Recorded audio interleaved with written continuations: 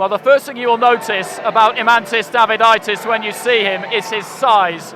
He is absolutely huge. 24 years old, fighting out of Lithuania, 11 fights, 2 wins, 8 defeats and 1 draw. He stands at 6'9", according to the records, which for a cruiserweight is practically unheard of.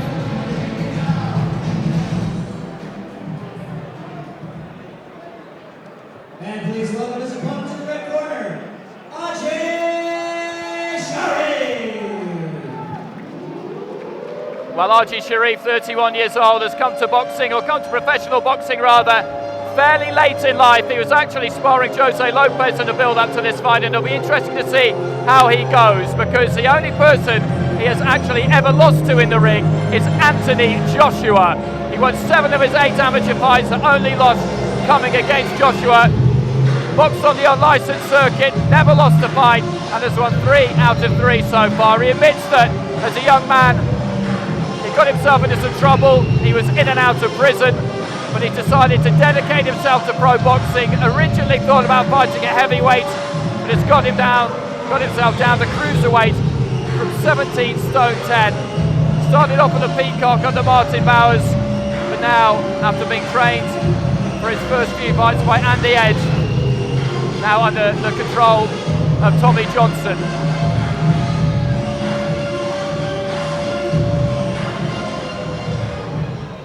Okay, ladies and gentlemen, here we go. 4 rounds of boxing in the cruiserweight division. Introducing first, boxing out of the blue corner wearing the black and white trunks. This man brings with him into the boxing ring record of 2 wins, opposite 8 defeats and 1 draw. He stands 6 feet 8 1/2 inches tall. He weighed in 13.10 stone. Fighting out of Lithuania, here is Imantas Davidaitis.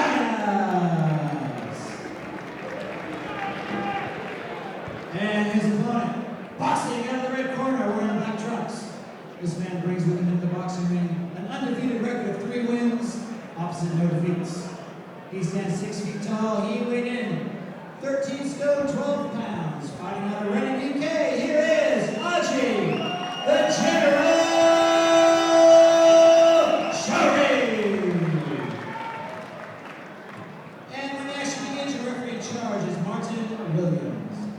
Well, the first thing you notice, Monet, as they come to the centre of the ring is the physical difference between these two is almost absurd. I mean, Sharif, a very strong, shorter, bull-like kind of physique, and Davidaitis just towering above him, but rake thin, really.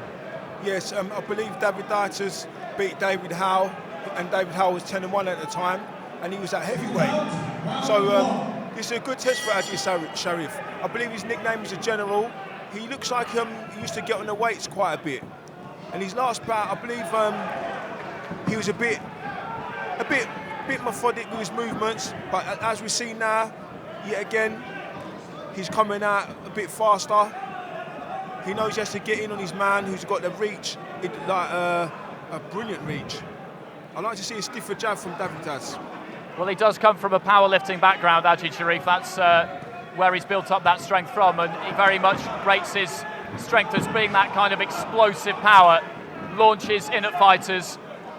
Tell you what, Davidaitis took a couple of shots there, and you could see from the look on his face, he didn't fancy it. I don't think he's felt the power now. I don't think he's really too keen to mix it up with him. Sharif reminds me, not obviously in terms of ability or nothing, but he's like a little Tyson, ain't he? The sort of with the black low-cut shorts and the way he's coming in and dipping under.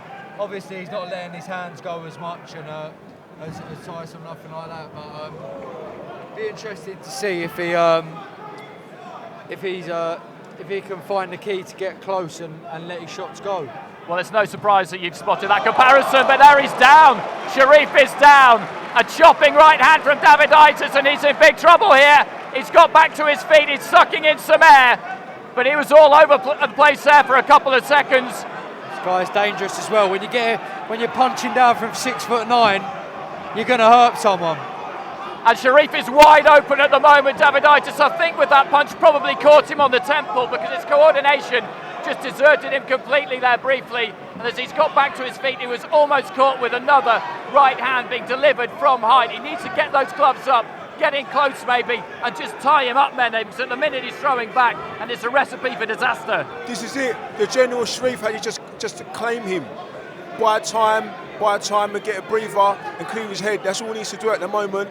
He doesn't need to be throwing wild shots back, he just needs to claim his man. To be fair, I think that's what he's trying to do. He's trying to duck under and roll. He needs to grab on like that, exactly like that. He needs to lynch on and just grab hold of him until his head's clear. If I was him, I'd hold on to the end of the round. I'd let my head totally clear. You know, Definitely. This guy, like I said, it don't matter how hard you punch. When you're punching down from 6'9", you're gonna be able to hit a little bit. Yeah, definitely going to have that bit of power. He looks like a skinny Nikolai Valuev. He does. Sharif's gum shields just come out. Well, just a few seconds left to the end of the first round. It was a fairly early knockdown. He's still not completely solid on his legs. The knees are still a little bit loose. It'll take a little bit to clear this now. Let's take time to clear this gum shield. Well, he'll be very relieved to hear the bell for the end of the first round, because when he went down there and we were looking straight across the ring at him and he was on his knees and trying to get back to his feet, I wasn't absolutely sure that he would make it to the referee's satisfaction, at least, by the count of 8 and show that he was able to continue. He's done well to get through this. Definitely. And he's down again right at the end of the round. I spoke too soon. Pulls himself back to his feet and heads back towards his corner. You can't be saved by the bell. He's got to show the referee that he can continue here. The referee looks into his eyes and he's gone down again. And that is a 10-7 round. I've got to tell you as well, it's not doing him no favours. When he's rolling, he's avoiding shots, but he's rolling with his hands down by his chin. They're not covering up the top of the temple, which is where you want to be covering when you're rolling from a big guy like that. Definitely. And the General's height, he needs to be rolling like Danny said, covering himself nice, but he's rolling, not covering himself and getting caught with silly shots.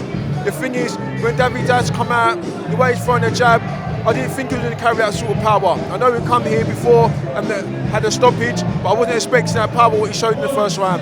What's your advice be to the General? Key, well, he needs to keep them hands nice and tight.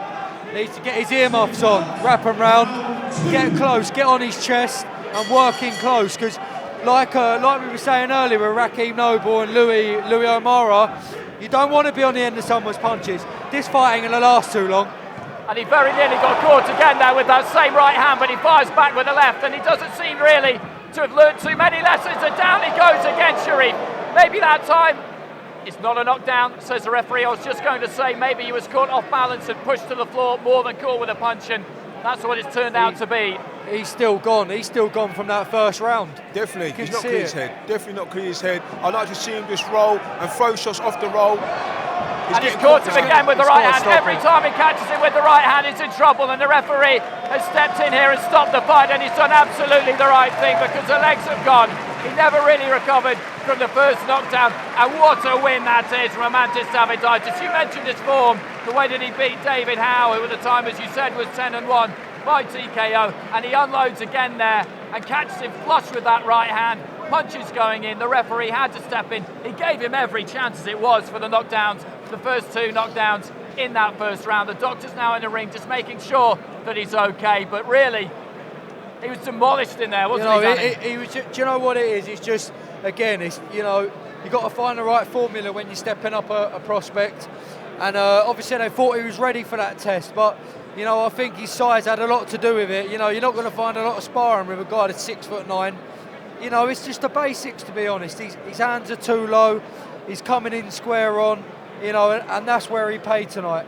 100%. And we did point out in his last fight, Danny, that some of the things he was doing in the ring, he wasn't learning. He was just going through the motion too much. Yeah, I remember that was the last show we was on, to be fair. And yeah, it's just, when you got someone in there you can just walk through, you're not really learning too much. But, they've tried to step him up here tonight, and it's come unstuck. It'll be the test of a good man if he can come back and rebuild from this. Yeah, definitely can come back from it. It's a major setback, but at the same time, he needs setbacks with big comebacks. Well, I'm glad to say that Sharif is now back on his feet. Consoling pat on the shoulder there from Kev Campion, his trainer Tommy Johnson as well. It's not the result he wanted, it's not the night he wanted, not the performance he wanted, but as you say, the measure of the man now will be how he comes back from this great win from Davidaitis. We mentioned the physical difference between the two at the start of the fight, but he does carry some power for a really, really tall man, and full credit to him for doing what he did tonight. Let's get the announcement now from our MC.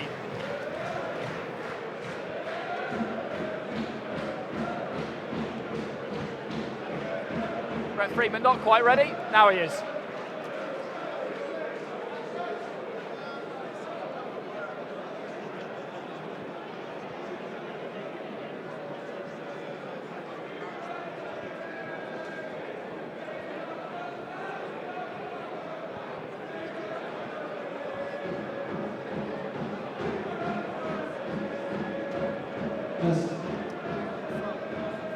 Okay, ladies and gentlemen, our referee Mark Williams closing out this contest.